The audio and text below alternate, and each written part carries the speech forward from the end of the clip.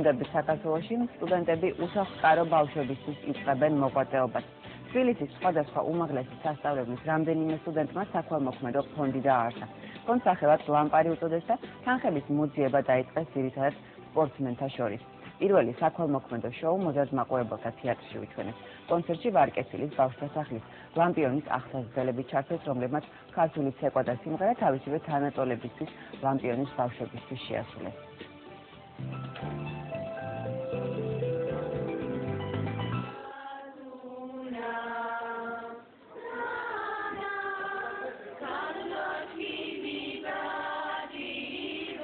ასე ემზადებიან მიუსაფარ ბავშვთა სახლ ლამპიონის აღსაზრდელები კონცერტისთვის, რომელიც მხოლოდ მათთვის ტარდება.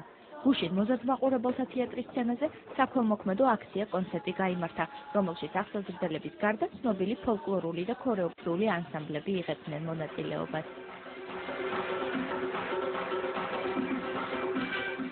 მე ძალიან მიხარია რომ გამოდივარ კონცერტზე და კინერულობ, მაგრამ ანსამბლი დიდგორისათვის ძალზე მნიშვნელოვანია ეს კონცერტები და ესეთი საქველმოქმედო კონცერტები საერთოდ ჩვენი ვალია თითოეული ქართველის რომ უპატრონო ბავშვებს და კერძოდ ამ უპატრონო სახლს, უპატრონოთა სახლს, ბავშვთა სახლს დავეხმაროთ, გამომხნევოთ და ჩვენი მცირეოდენი წვლილი შევიტანოთ სიმღერით.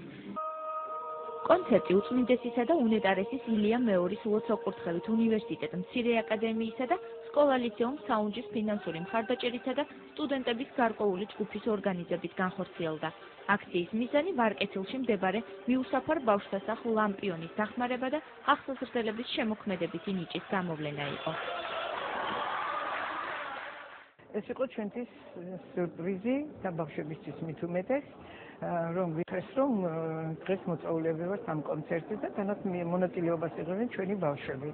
გასაკვირველია მოემზადეთ, რამე თუ რეპერტუარი გვაქვს ძალიან დიდი მადლობა რომ ჩვენზე ზრუნავენ, დიდი მადლობა რომ ჩვენი პატარები ახსოვთ და დიდი მადლობა რომ აი ასეთი ლამაზი დღე აჩუქეს ჩვენ პატარებს.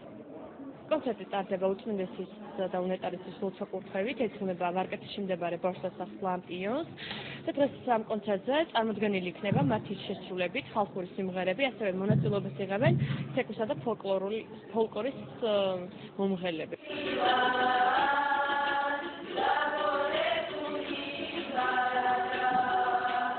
კონცერტის მსვლელობის დროს ბავშვთა სახლის აღსაზრდელებს ყველაზე დიდი სურვილი აუხდათ.